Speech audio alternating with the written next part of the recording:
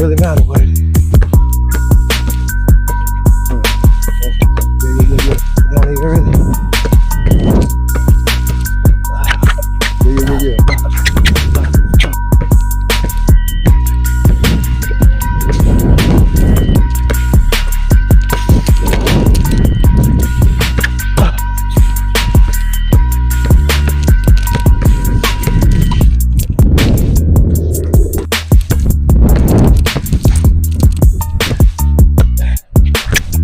Yeah. Close.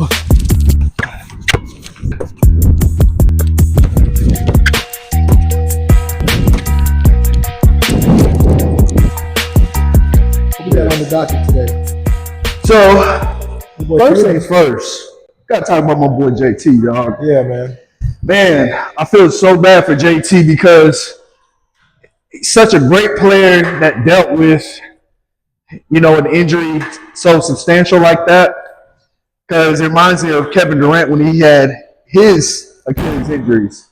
The only difference is between them two, not even between them two compared to most NBA players, let alone straight up athletes, right? Yeah. The difference between those two compared to the others, they don't need their full athleticism. They don't need their full athleticism to define how great of a player they are. And what I mean by that is because of the fact that they are straight up pure scorers. So even though he had an Achilles injury, okay, he's still going to be that great whenever he gets healed, just because of the fact that he can actually sit there and get straight up buckets on you all day without having to use his complete athleticism. 1000%. That's a big difference to me. I think that's like a huge thing. So I feel bad because I feel like they missed out on potential of getting into the Eastern Conference Finals. I feel like if they would have gotten to the Eastern Conference Finals, they'd have been just fine. But it's just one of them situations. Now, since the tails of the table are the way they are, I mean, hey, maybe this may make him come back even stronger. The reason why he may come back stronger is because he's dealing with a little bit more adversity. Yep. It's very quick whenever you get injured, people will be quick to forget who you are. Just that fast. So I feel like his Achilles injury is a blessing in disguise. Another reason why I feel like it's a blessing in disguise, he'll have more time to rest next year. He'll have more time to mentally, emotionally get himself into a stronger place because of this injury.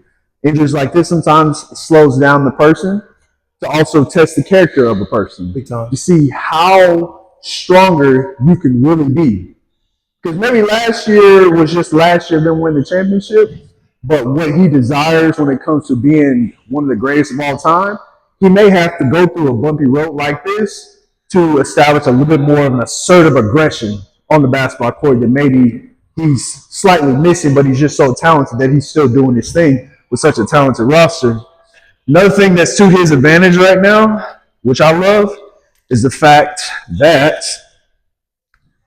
he has the best positions right now where an Achilles injury, not saying that is completely just a game changer, but it can be healed these days.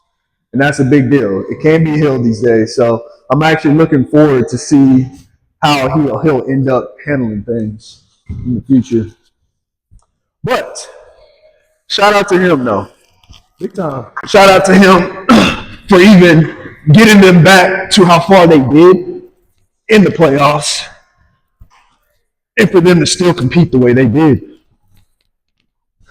Big time, man. I think it's a blow, but with modern medicine these days, guys we've seen are able to recover from that Achilles, but everybody's different.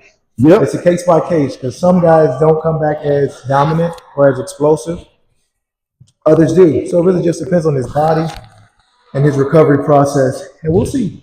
But I don't think it's going to be this season, of course, he's going to be out. I don't think it's going to be the following season.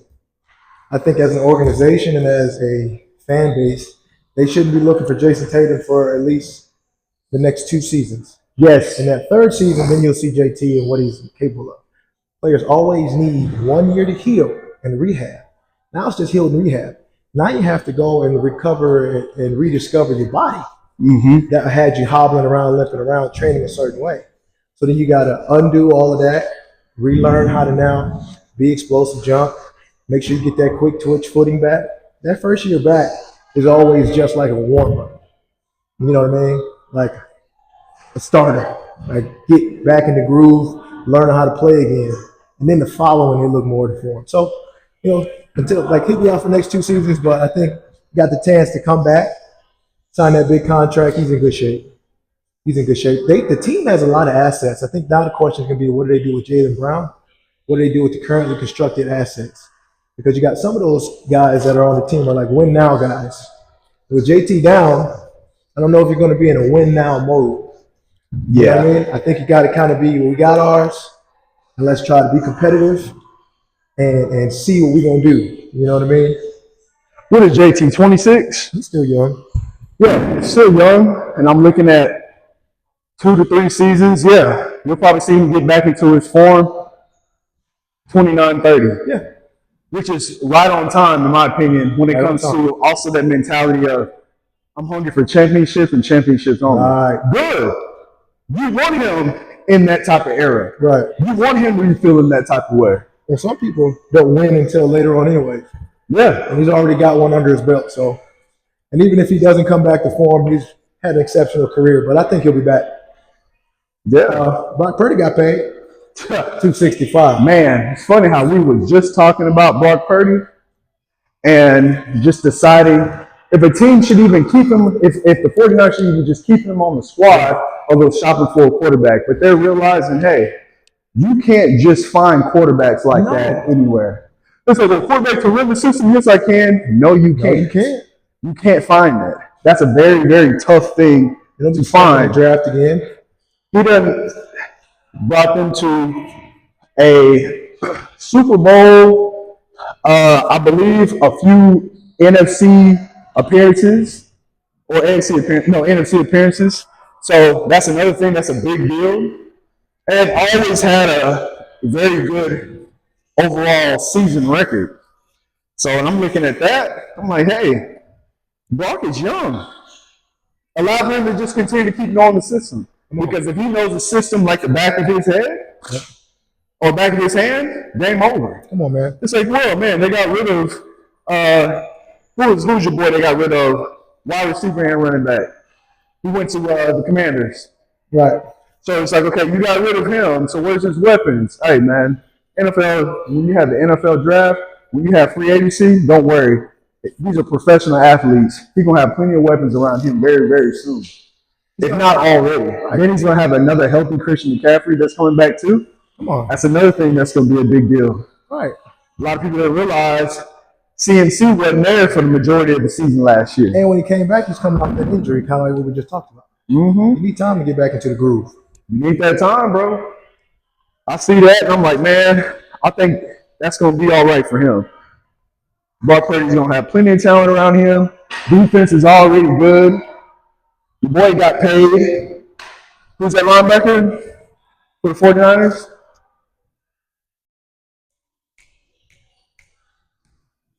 $54. Can't think of his name right now. But big boy got paid. He got paid. And so what I'm looking at is got you a stud linebacker that's leading the defense, which means you got a quarterback of the defense. We're good. You done establish, first off, you done establish your statistics along with your winning record. And clearly there's some type of leadership there in Brock Purdy where they end up paying you $250 million. So all I'm looking at is energetically, y'all are set when it comes to the leadership that you need to have in place in order to win a football game. Now y'all got to do is just go out there and do it. And for my calculations, if he's brought them to an NFC championship, he has brought them into a Super Bowl appearance, that's letting me know right there he'll be just fine and he's ready. I know people want to compare to the greats of like Joe Burrow and stuff, but Joe Burrow had that one appearance, and I love my boy Joe. But all I'm trying to say is that boy Brock, he had them to have more consistent wins over the course of both their careers. of being in the NFL so far. I know they want to talk about talent. Hey, Cincinnati Bengals pretty talented too now. Last time I checked, they got themselves a $400 million crew just at the quarterback and wide receiver positions alone. Come on. In that division, we all know there is no average defense. No. Not even the Cleveland Browns in that division is an average defense. No. So who's in that division we're talking about? We're talking about Cincinnati with Baltimore. We're talking about Cincinnati with the Pittsburgh Steelers. And we're talking about Cincinnati with the Cleveland Browns. And what I'm talking about is just from a defensive perspective, there is so much defensive play in that position, in that division, that you can't sit here and say Cincinnati doesn't have an overall good team. If their offense is that dominant, their defense is just as dominant too. The only difference is it's still a battle of who can stay healthy. That's just like any sport, down the stretch, who can stay healthy. And that's the reason why I look at, okay, when I'm looking at talent, Cincinnati with Joe Burrow, 49ers with Brock Purdy, guess what? They both equally got talent.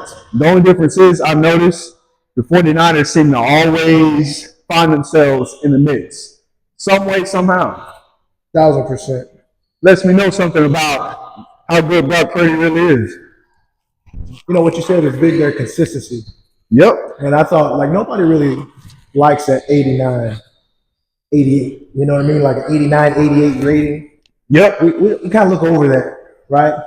You know, the 8+ rating, the 97 kind of makes noise. And then, you know, a 70, 58 kind of looks like, okay, that's bad. So we get used to looking at good and bad. But we see these guys who show a flash of really, really good. You know what I mean? Say like a 97 during the regular season. And then their floor is so low that they go down to a C-, D+ grade quarterback in the playoffs, in the postseason. And when you got a guy who's a solid 88, 89 all year long, barring injury and setback and random circumstances that everyone goes through as far as having O-line injuries and receiver injuries at the skill positions, you got a guy that's consistent all year. You know what you're going to get from him. Yep. Right? And those are always the underappreciated players, right? They just show up and do their job over and over and over again. They get appreciated in the long term once you kind of add up all the numbers. Because it's steady. 8, 8, 8, 8. Well, everybody's 10, 10, 4, 4, 3, 10, 10. We get excited for the 10. But that person been 8, 8, 8, 8, 8. You're like, how many playoff appearances? How many playoff wins? How many conference championships? How many? Oh, his last name was on the back of that jersey? Oh, it adds up when teams are struggling just to make it past the first round of the playoffs. Mm-hmm. It adds up. And that's what makes it not necessarily popping off the page when you look at a Brock Purdy. But you got to look at the total body of work. Total body of work, he's one of the most consistent, solid quarterbacks in the league right now. And I'm glad he got compensated for it. And he got paid at the market value. It's all about market value, just like a stock. Okay? It's the same stock. You can buy that stock at this time of this year or same time next year. But it's risky because the market value is going to be different. Right? And if the market value is low, good for you. Yeah. Right? But once that stock is proven it's going to perform, the market value is up there a little bit more. Somebody will trade for Purdy. Somebody will pay him. Somebody pay for consistency. That's what I'm saying. So if y'all want to keep him, you're going to have to pay him to keep him. And I think that's where they were at. You got to pay him to keep him. They might not want to pay him that much because they're like, this is for, a 97 type of quarterback. We max out. It's like, yeah, but some of them 97 quarterbacks are only 97 for now. And their floor, they're high. Their ceiling's high, but their floor is low. Mm-hmm. Brock is steady. Smooth operator, consistent. And he got paid, and I'm happy for him. And I think, solidify that block, and I'll build some other pieces. Yeah. Man, so you got OKC. Minnesota just wrapped up, man. How you feel about that series? Hey, it was a good series. OKC, they just have, honestly, the better team. Yeah. Got a better team. They got more depth. They have more bodies they can throw at Anthony Edwards. They're young, aggressive on defense. Yep. Multiple two-way players that can shoot. I mean, it was a good series, but they just had more ammo. way more ammo than Minnesota. But Minnesota played pretty good. I agree. I think a little out coached, I would say. Minnesota OKC a little out coached just because the strategy from game to game seemed to be a little topsy-turvy. Seemed to be really topsy-turvy. Like try this, try that. A lot of pivoting. Yeah. That I don't know turned out to be in Minnesota's favor. You know what I'm saying? Mm-hmm. I think when you have a team and you can't get the job done fully yourself, you gotta leverage your other guys, figure out a better way to get them going, even when they're not going. But Ant-Man being 23, you know, he reminds me of? Who? He reminds me of early seasons like Michael Jordan. When he came out just a raw talent, kind of carrying the teams to the playoffs but not making it far, you know, while he's maturing. And so for Ant-Man to be 23, he's got so much maturity left to do. You know, who knows what he'll be in 2-3 seasons, especially if he keeps on taking a step like he's taking. So I think Minnesota will be good. I think they do need to clear house. If I'm honest, with just how the NBA moves, I don't think anybody should lose their opportunity. I want everybody to get paid and stay put if they could. But if they're talking about winning a championship as constructed, I don't quite know. I don't quite know. So I think they might have to clean house. Yeah, they can use some more scores, some more shooters. You know, I like Rudy Gobert. You know, it's like, to me, it kind of feels like when I'm thinking about a big man that can score, defend, can kind of do a little bit of everything that doesn't have to necessarily be in the paint. Yeah. This is the part where I feel like, man, what would it be if they would have still had Karl Anthony Towns? You know what I mean? Like, you know, if everything could really work out. Yeah. Because he brings an extra dynamic, and I feel like maybe in the offseason, maybe they could try to find,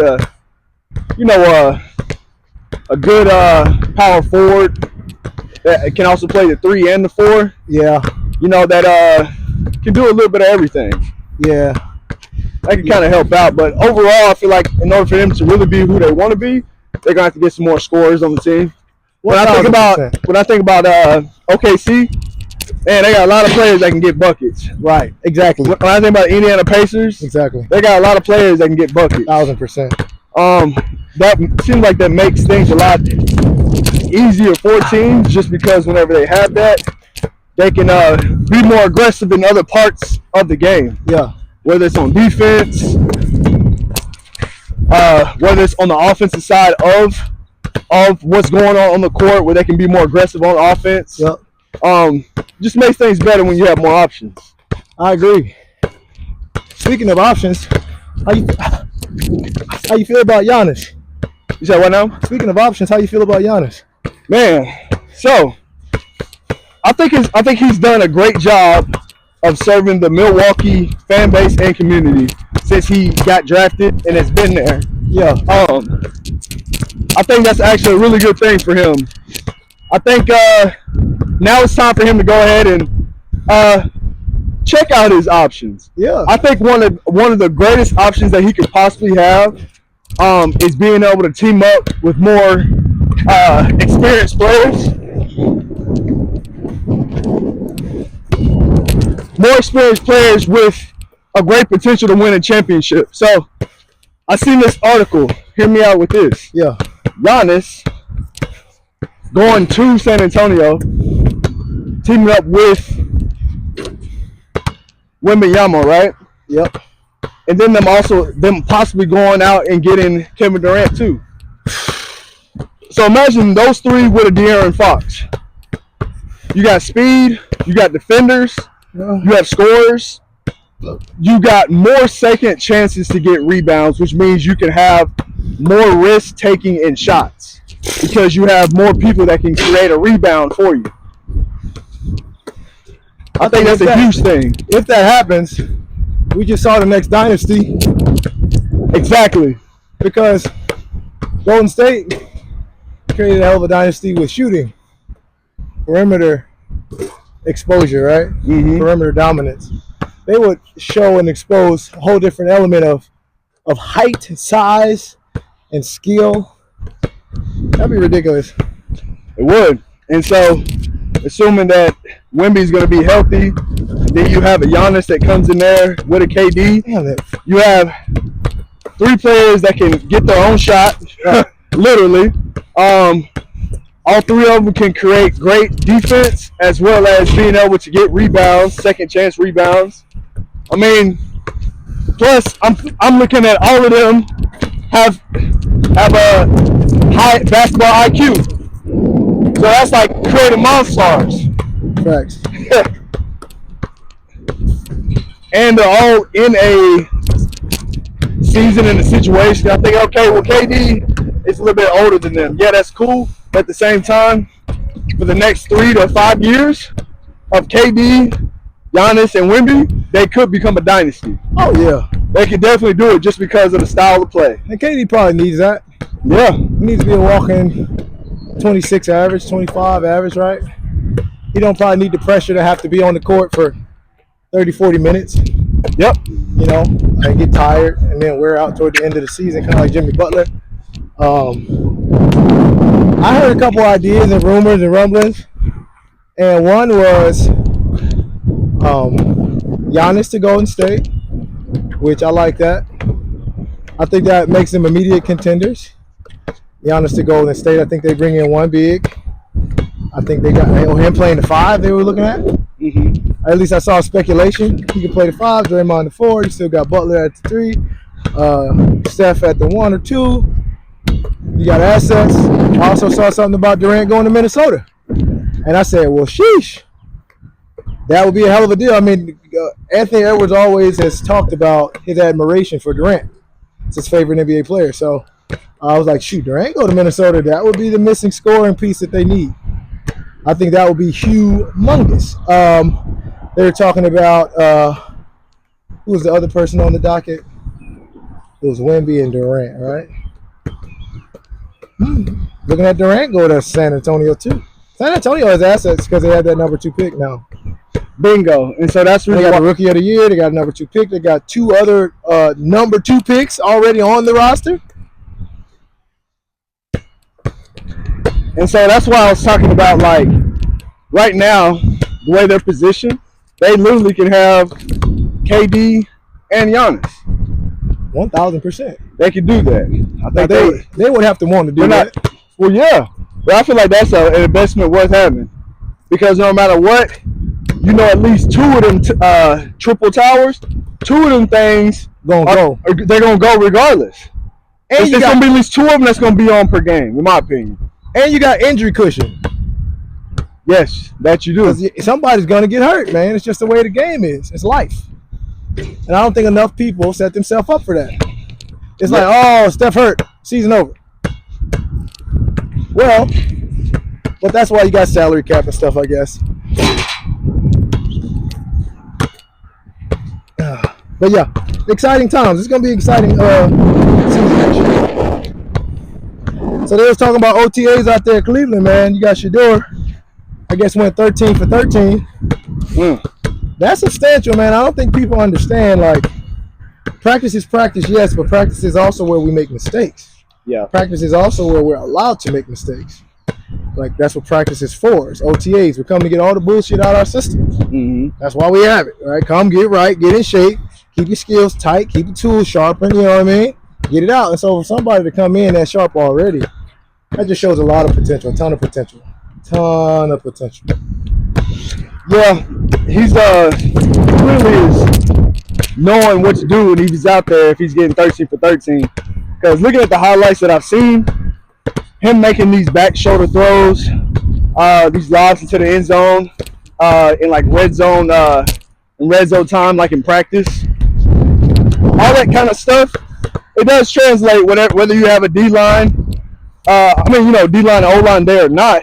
To me, it always translates still because of the fact that at the end of the day, if the pass protection presents itself correctly, when the whole line is doing their thing for just enough time, the chemistry between the quarterback and the receiver or the tight end that's lined out wide, it has to be on point. And so if you know where to position that ball to give your receiver or tight end the best possibility to be able to make a good play, that's the kind of quarterback that you want out there. That kind of quarterback is needed. Yeah, you got to have that type of quarterback. 13 for 13, I don't care how you slice that cake, that's a big deal. It's like, well, hey, it's just OTAs. Okay, well, that's all we have right now. So what's happening is you're seeing a rookie quarterback that is literally doing more than what most do.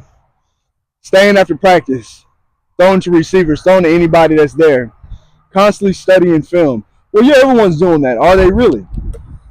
What I'm looking at is a person that is literally asserting himself as, look, not only am I going to be the starter, but I'm going to show this through action every single time. Because it's not necessarily about being perfect, but it is also about being able to communicate with your teammates and be able to make them believers by you literally just doing your thing. Right. And clearly what he's doing right now, what he's been doing since he's been there, is literally just doing his thing. That's it. It's just nothing new under the sun, because like if you watch Well Off Media, and if you have watched Shedeur in practice where they're showing it, right. I mean, he's literally completing at least 97 to not dang near all his footballs in practice all the time anyway. And you do practice how you play. So, like, when it comes to being a practice style only quarterback and stuff, I don't really buy into that when it comes to a quarterback that knows how to make the right reads, because that stuff translates in the game. In this advantage, what makes it advantage for him, he's still learning that team. So it's not like he just knows his teammates' tendencies and that's the reason why he went 13 for 13. Nah, he went 13 for 13 because he actually is understanding the schemes of what's going on the defense when it comes to different coverages. And you can talk about, well, you can't hold on to the ball and all that. Well, guess what? The red shirt or the red zone type of practices where they have to get the ball out of their hands, it's designed for you to actually practice that way it translates into a game. Big time. Well, if he's 13 for 13, I don't care if it was 11 on 11 or 7 on 7. Big time. It's a big deal because that's also showing that you have chemistry with your teammates already, but it's also showing that you know what you're doing. Right. You know what you're doing. Shoot. If there's no D-line O-line, well, that's even more better for the linemen. I mean, for the defensive backs and secondary. You know why? Because they can see your eyeballs even more bluntly, which means they should be able to pick you off faster. Should be. Because they don't have all these linemen in front of them that's kind of like slightly distracting them. Right. Because you're looking for a run play and everything else. Everyone knows pass play. Right. 1,000% no, I agree. And I know, we talk about Shedeur Sanders a lot. And I think a lot of people do. For one, it's a hot topic. For two, there's a popularity there. And for three, big fan of Deion. I know I'm a Deion Sanders fan. You know what I mean? And of course, we want to follow his son. And the thing about it is, when you're a fan of somebody or you think that they have a ton of potential, you also see some of the adversity they're coming through. And we know that some of the adversity that he's dealing with is not a reflection of his skill and what he's done and what he's shown. It's a reflection of the personification of who his father is and the bravado that comes with the Sanders last name. Yeah. You see what I'm saying? Yep. And so we get the opportunity to talk highly of someone, but also he gets picked apart a lot too, unwarrantedly, right? We haven't heard much noise about any other pick. I haven't heard much about anybody else that's went before Shedeur Sanders. You hear a little bit, but not much. Yeah. You see what I'm saying? Uh-huh. And one thing that is critical about a receiver and why we're saying 13 for 13 is something to talk about. Because if you know football, you know how challenging it is to make an accurate throw time and time again when a defender is in front of the guy you're throwing to trying to stop the play and gets paid millions of dollars to stop that play. So this shit ain't easy, right? Nope. And here's the difference. Let me real quick. We're going to get a little closer. Here's the difference between a quarterback that throws to an open receiver. Yeah. Okay? I'm the quarterback. You see that? You wide the hell open. That's a completion. Bingo. 1 for 1. I'm the quarterback. Turn that way. You're not open. Exactly. That's an incompletion. I'm the quarterback. Turn the other way. I'm not going to throw it to you because you're not open. But you know what I can do? I can throw you open. I can throw you open. Bingo. I can see that your defender is trailing you, so that means he has to stay fixated on you or else he's going to lose. And so he can't worry about this ball because he's in bad position. He slipped. Bingo. He's trying to recover. So now I know I can do with him what I want because he can't look at this ball because he's worried about catching up to you. And so as soon as I see you got a foot on him, now I know, okay, where's his body? Back shoulder. Boop. You know what that means? Now he's trailing. Back shoulder means he can look and stop. Bow. Catch that boy. Okay, that's the difference between a quarterback who goes 13 for 13. He's not always throwing to an open receiver because they're not always open. Exactly. But when they're not open, do you know how to, like Aaron Rodgers or Tom Brady, put the ball where the defender can't quite get it, but your man can? We got 7. We're going this way. Man, I'm telling you, It's a big difference, man. and that is what makes him, in my opinion, the starter for the Cleveland Browns. Because that type of stuff is what you need. You need a clutch type player. You need a player that knows pockets and knows positions on the field. That's what makes a great quarterback, man. You gotta have that. So same thing like we was talking about with like Brock Purdy. Well, Brock Purdy has good touch balls too. He does. You gotta have that. That right there does make you an NFL quarterback. Not necessarily just because you have all the skills.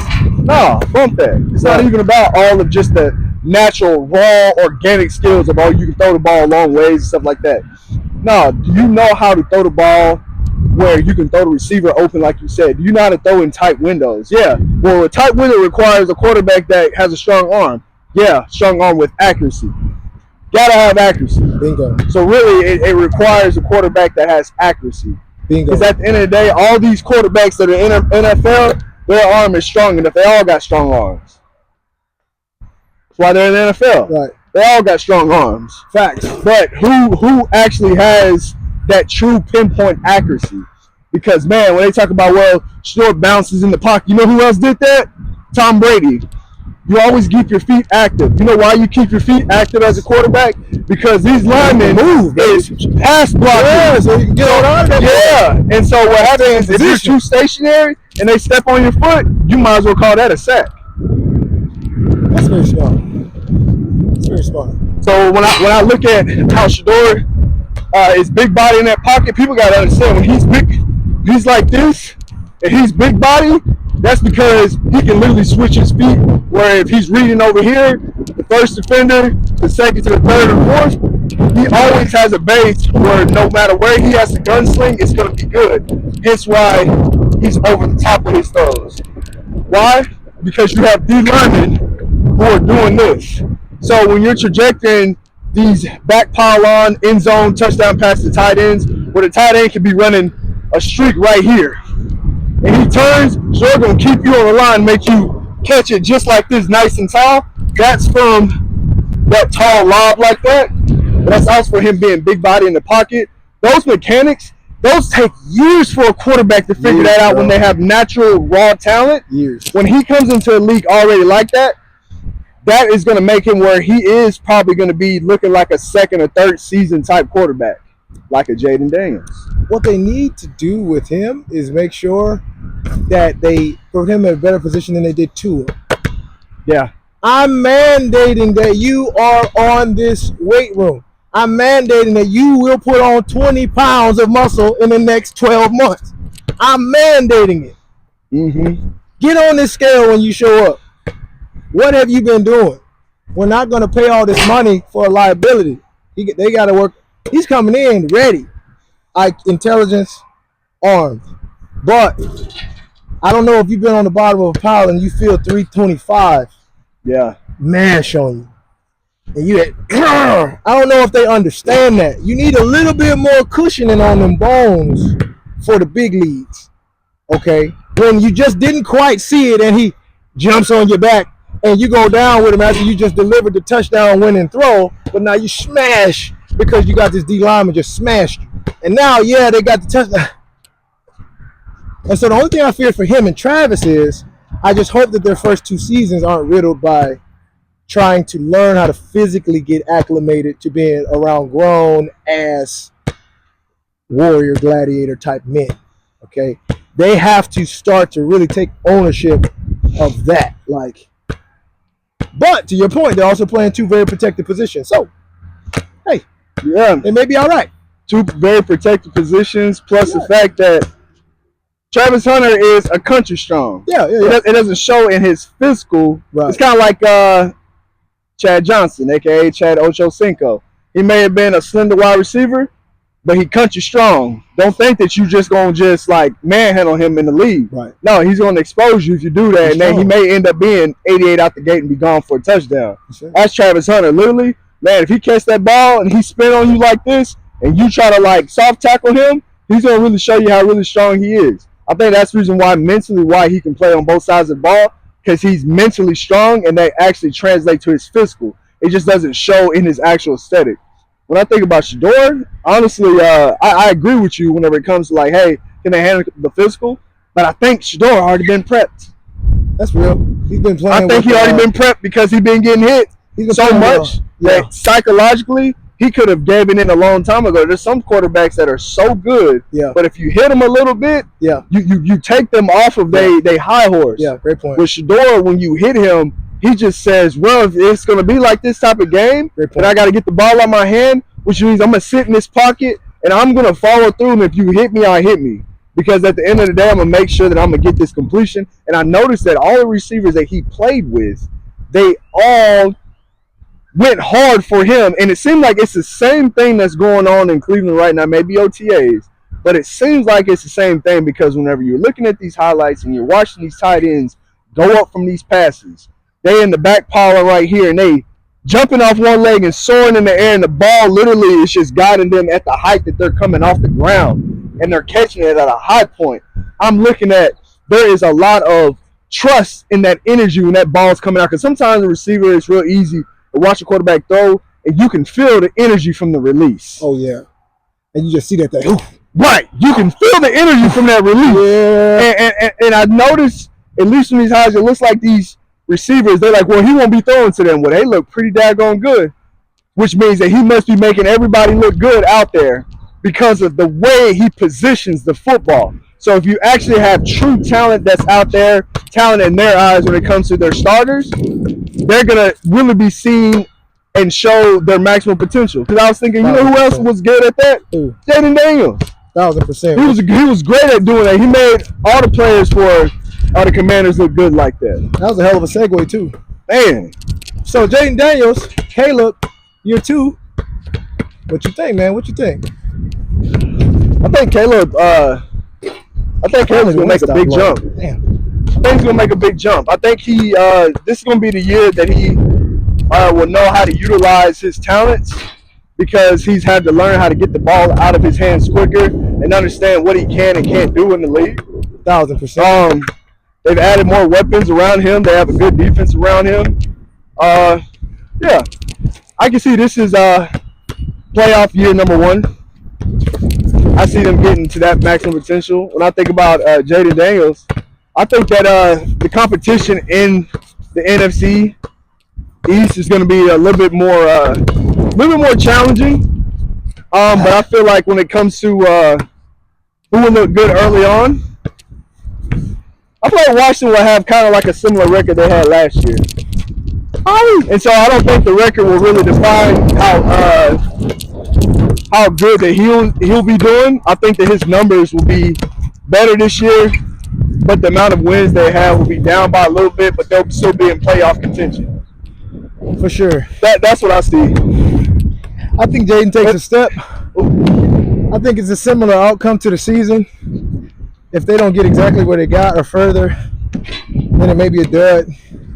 Just because you have a defensive schematic, you get a whole year to watch your guys' tendencies, study him, see what he likes to do under duress, see what he likes to do on different defensive fronts and sets. You get to really study a guy for a year. Yeah.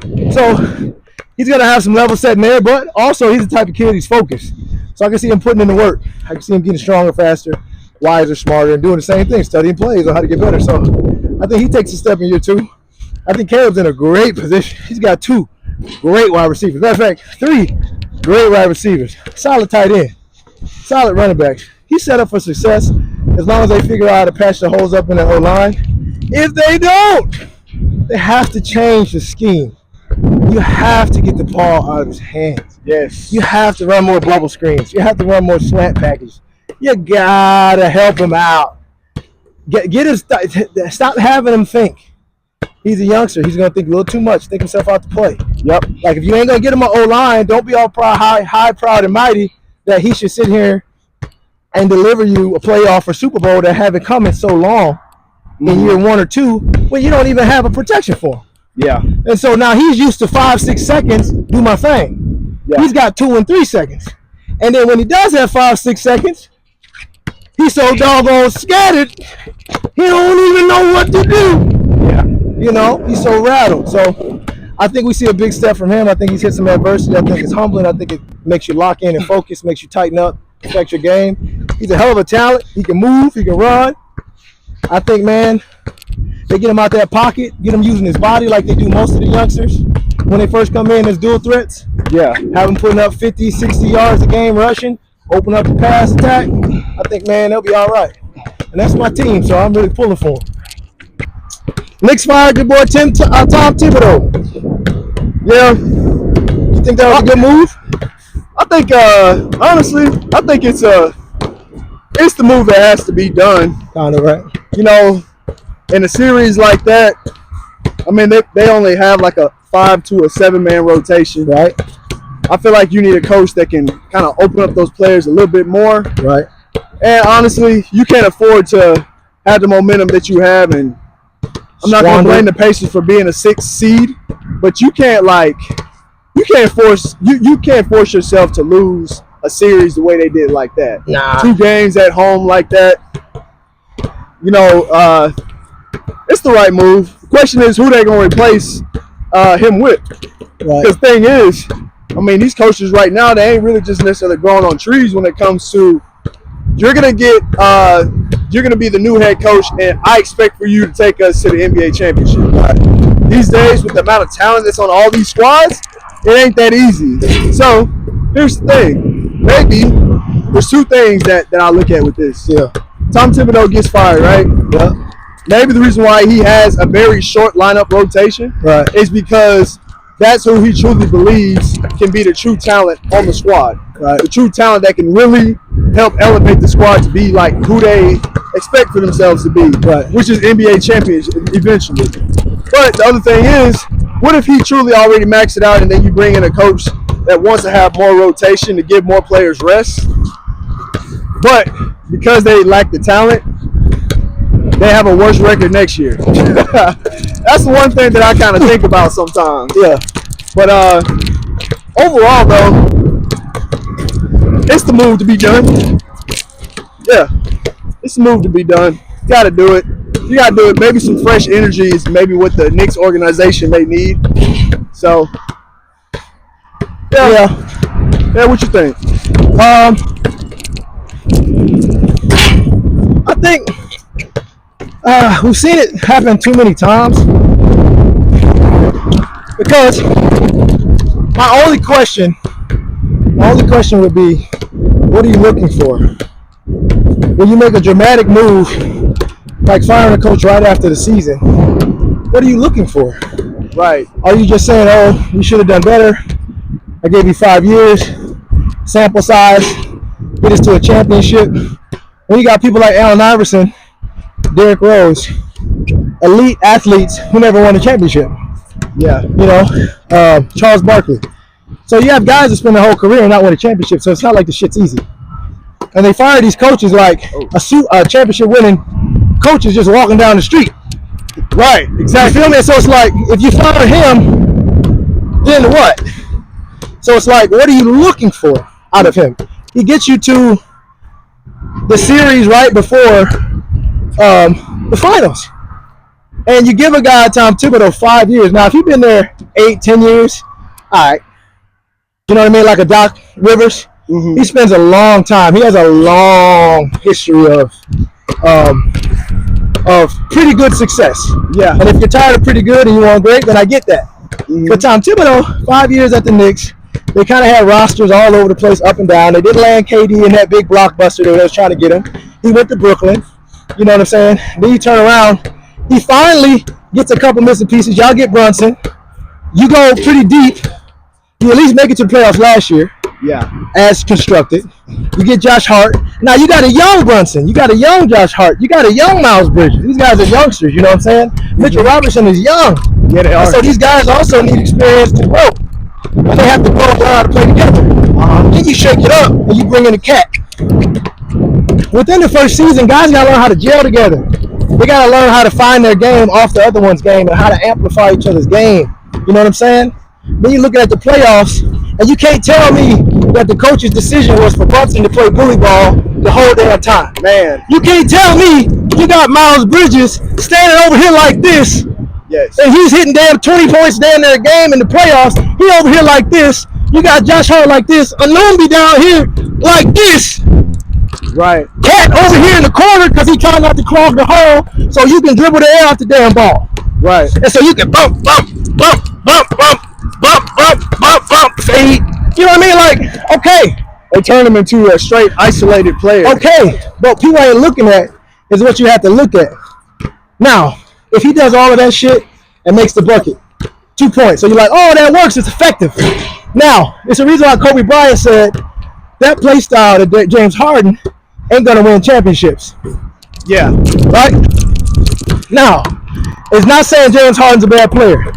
It's not saying Brunson's a bad player. It's saying you don't understand the dynamic that you're creating on both sides of the ball when you stop moving the ball. Because now defensively, you're making our lives easy. All we got to do is do a zone and block you out. Because you want to, man, take the whole shot clock to, you know? Then try to force the foul. Then try to force it. And then once you're done dribbling, you get jammed up trying to yank it out to the corner and asking the guy who only put up 2 shots on the whole game, it's third quarter, now you want him to be wet. Yeah. Rhythm. For real. That's not how it works.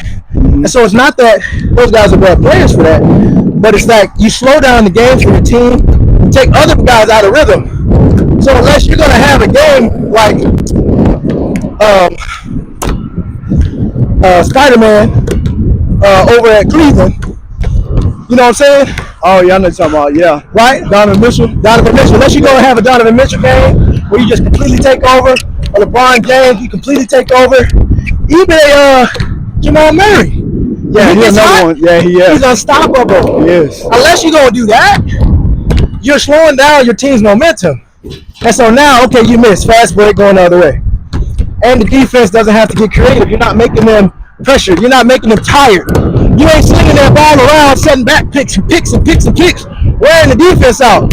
So now, they're tired of shit. You know what I mean? And now you wide open down here catching the slash slab because you done ran around like these. And so it's like, dang, man, you fire a coach when you got those type of components. When you got Cat who can go off one game, 30 points, and then turn around and get 12 the next. You know what I mean? Like, is that the coach's fault? So sometimes I look at a body of work and like, we ask the coach to assemble a roster for success. And you get them to the playoffs. And then you get them to the conference finals. And then you have, and after that, to me, it's for players to step up. Because obviously, whatever schematic the coach has been putting together has worked. Yep. We got to the conference finals. Yeah. It's worked. So if I'm so bad, how the hell did all those teams sitting at home watching the playoffs, we still on TV? If I'm so bad. And matter of fact, it's my 5th year. I have the most talented roster. The young guys that you've given me the past 3-4 years have finally matured. So we got to the conference final. Why not let me run it back? Well, Why not let me run it back with another year of chemistry, another year of coaching, and see if we can do something major? Because here's the thing, man. It ain't just a whole lot of trophies hanging up in a lot of damn teams' arenas.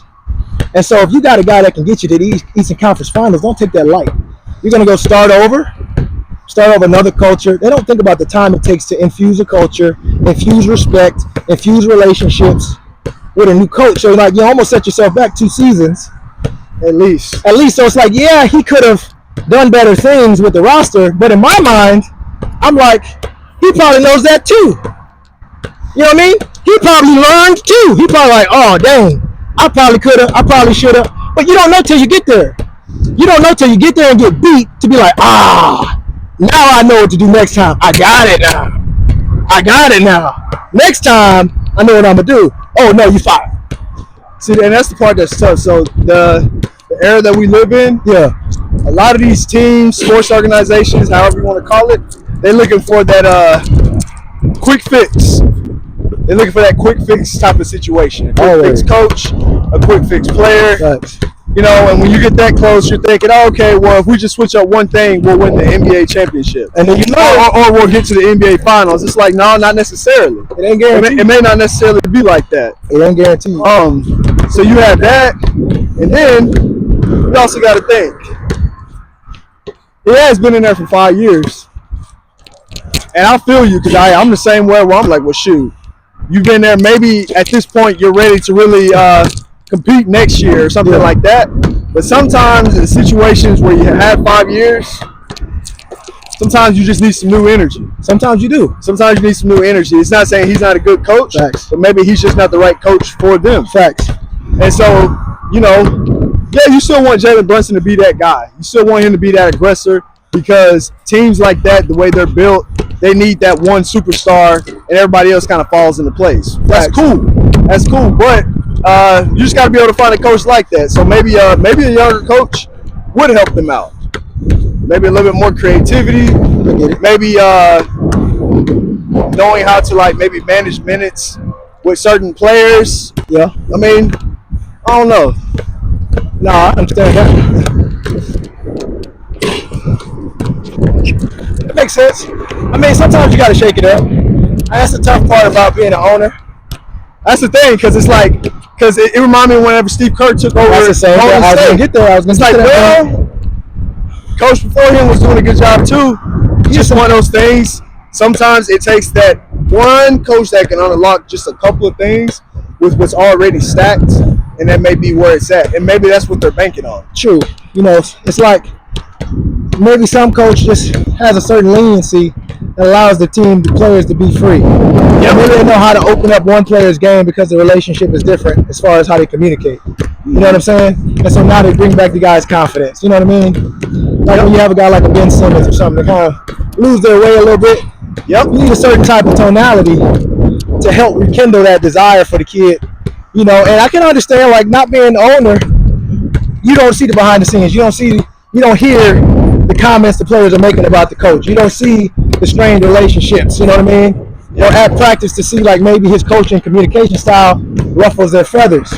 You know what I mean? Like you don't see those things. You just see the big headline. And that's why I was thinking about it. So I seen this report of 2 coaches they're eyeing right now. The New York Knicks. Yeah. Ime Udoka, Yeah. Jason Kidd. I was like, I like those 2 solid coaches. Man, they're gonna have to pay them a lot because they both of those coaches already got 2 good squads. Right.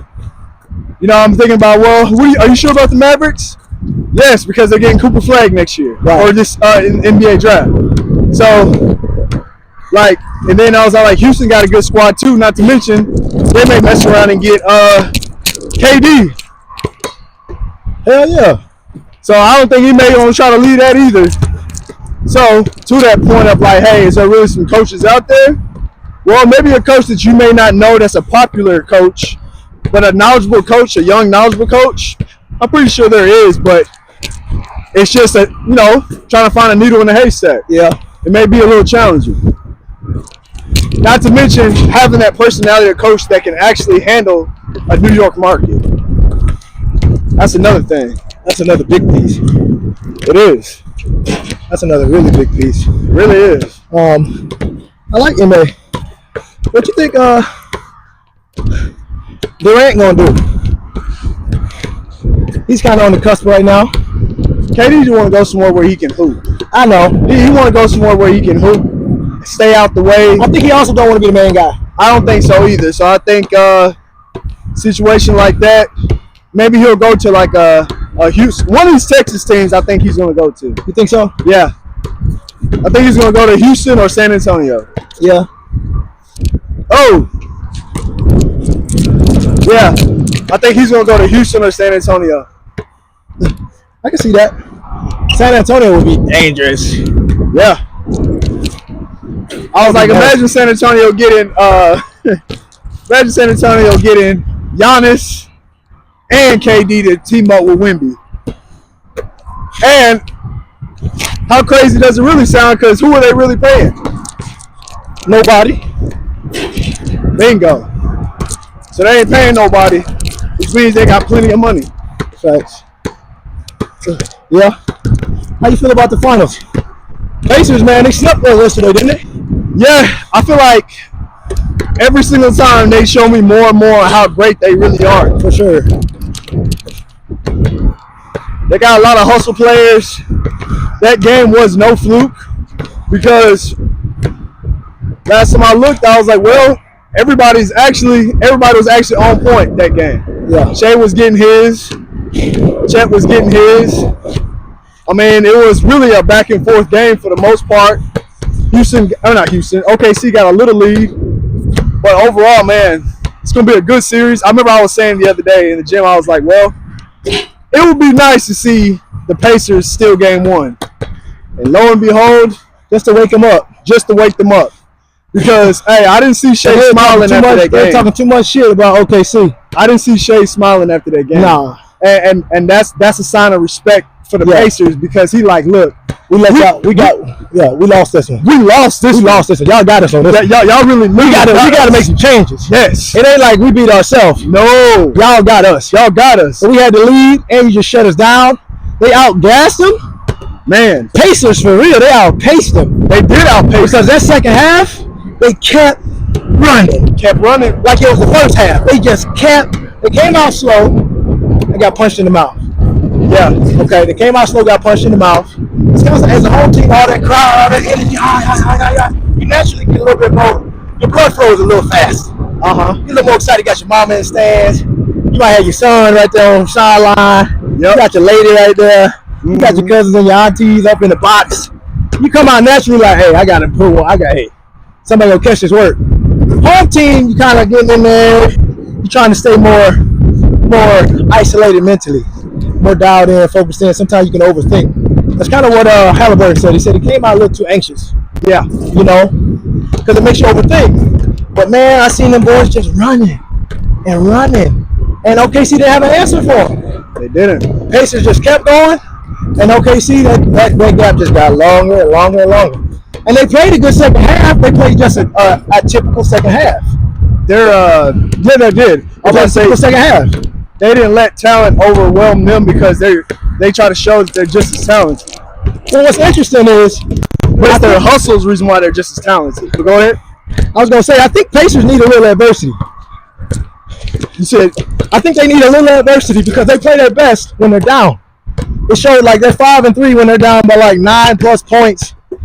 oh, I thought you was talking about for the series because I'm about to say they actually play better. They do play better when they're down. But I was about to say one thing they have an advantage of, to your point about playing down, they're extremely battle tested. Man, So these games, because I was thinking about a couple of things, and it may not matter to some people, but I think it kind of matters. I think it matters to me. And I was looking, I was like, okay, they've been battle tested, check. They're going against a team that plays a younger style, check. Well, it's the same thing with the New York Knicks, check. Same color scheme, different players, check. The orange and blue and white. So when it comes to just a psychological confidence level, I feel like they was already just pretending they was already in another series. Yeah. When it comes like, hey, we've been here before. We felt this energy. You remember how you seen this certain color on the side of like your peripherals, and you just knew how to just do different switch ups on the court. Yeah. Little details like that I'll be thinking about. I feel like that makes a big difference to how they think mentally and how their psychological confidence is too going into this series. Facts. Because I personally didn't think during that last 5 minutes that they was going to win that game. I didn't either. That literally was just one of those, okay, look, we really about to floor it and we're about to just go ahead and do it. Even though Shea was still getting buckets. During that time, Shea was still getting buckets. So psychologically, they could have depleted themselves. They did, but They could have. that last sequence, man. Whoa. This is just like some of the stuff that we saw last year when they were close, OKC, Yeah. and didn't quite pull it out. Like, It's the end of the game. They're down by 1. I understand you don't want to do too much and put them at the free throw line. But damn, man, you got Halliburton one-on-one with one of your youngest players. I understand he's a dog. I understand he's a defender. That's why you put him in at that moment, the biggest moment, to lock down Hallie. And it was pretty good defense. Yeah. Pretty good. Reason why I say pretty good is because if I'm a coach, and I used to bark this at my basketball teams when I played. Bro, guard the perimeter. Yeah. I am not going to let him shoot. I am not going to let him shoot the ball out here. I'm going to make him drive. Yeah. I need you to keep your eye. As soon as he drive, come through, wham. As soon as he comes through, I need you to backdoor to take his slash, man, and go. It's a 3-man game. Mm-hmm. It takes 3. It takes 1 to press because I want you to come off the line. Yeah. Because I know I got him coming from the back block.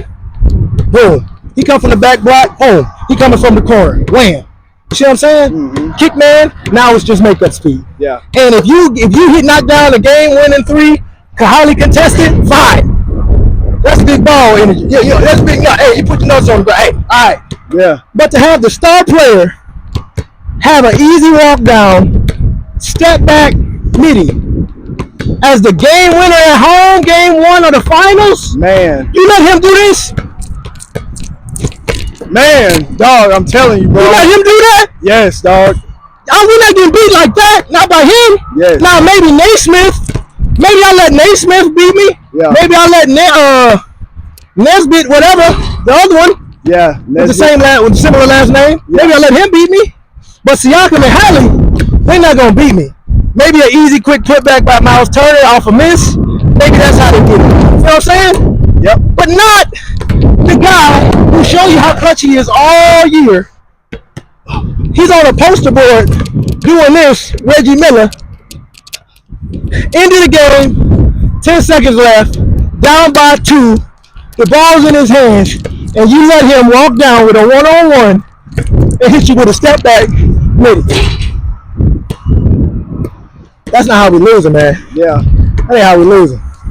So for me, defensive schematic and fatigue play a big part in that. Fatigue got him. Play a big part in that because it was pretty good defense too, and it's nothing against him because he played arguably the best defense you could play without fouling a guy.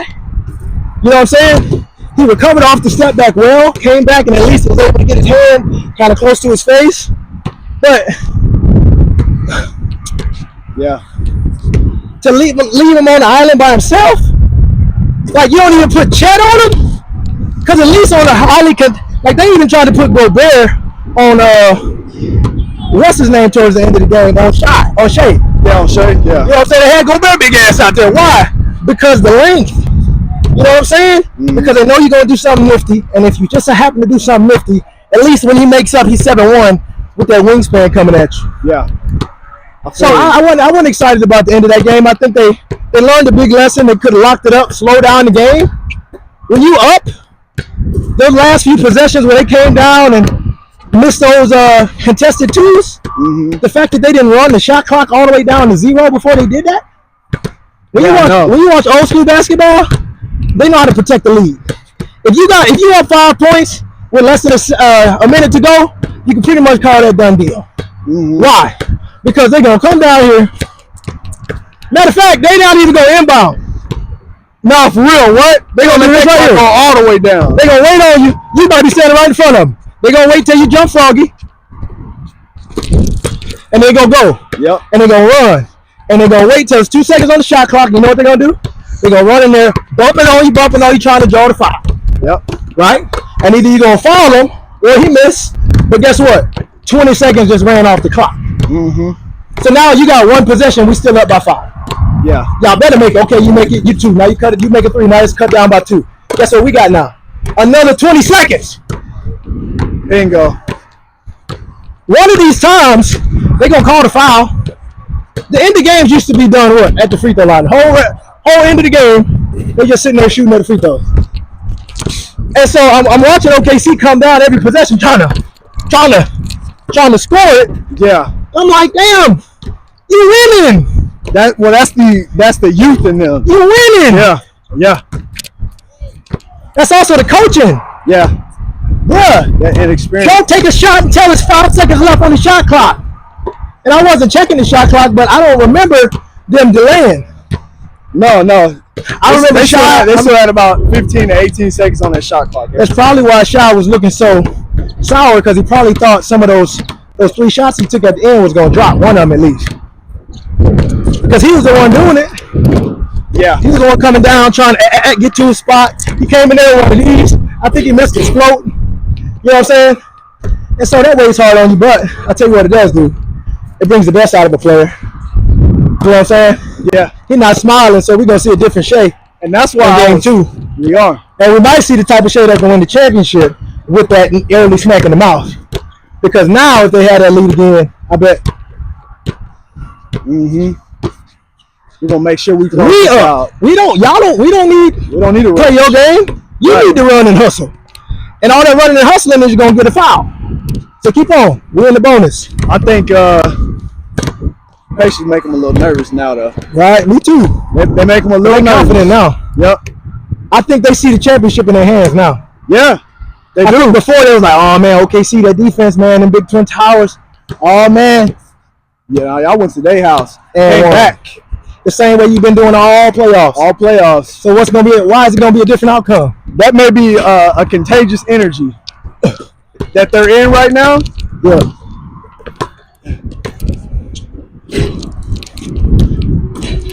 Ooh, I thought I cashed that. Yeah, man. But anyhow, if you had to put money down right now, who you think gonna take it?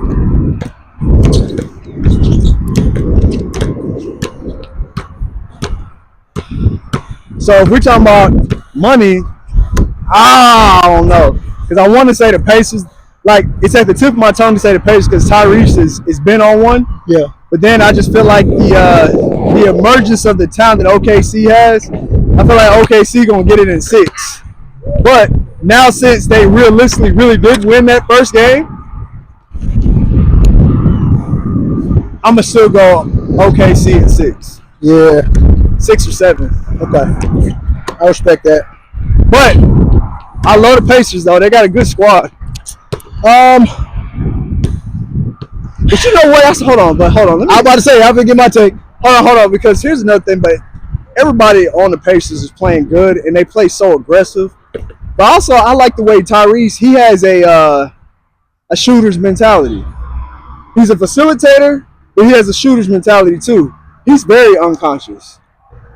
Like with his shooting, he don't care. And honestly, that right there, I love it. I love it with the supporting cast that he has around him because it's almost like he got forced into the superstar mode just because of how great he is. But he has a lot of just dogs around him that backs him up too. Facts. So I love it. It's tough, man. You know, I'm gonna stick with it though. You gonna stick with it? I'm gonna stick with it. Yeah. I'm gonna go Pacers. I feel you. And it's a tough decision. Only reason why I'm going Pacers is because I was a little nervous at how they was going to match up against that height at OKC. But I see their fast pace and their running style. Chet can't hang. And I'm like, if you got Chet and Hartenstein, 2 7-footers, how? You're talking about offensive glass. You're talking about second chance points. How do y'all get covered up? I don't understand how a guy like Chet gets covered up sometimes. And I'm not saying he didn't have a good game. I think he plays well. I just think he has the potential to dominate. Yeah. And I don't quite see that. And I think that the moment he decides to take over, it's going to be a game changer.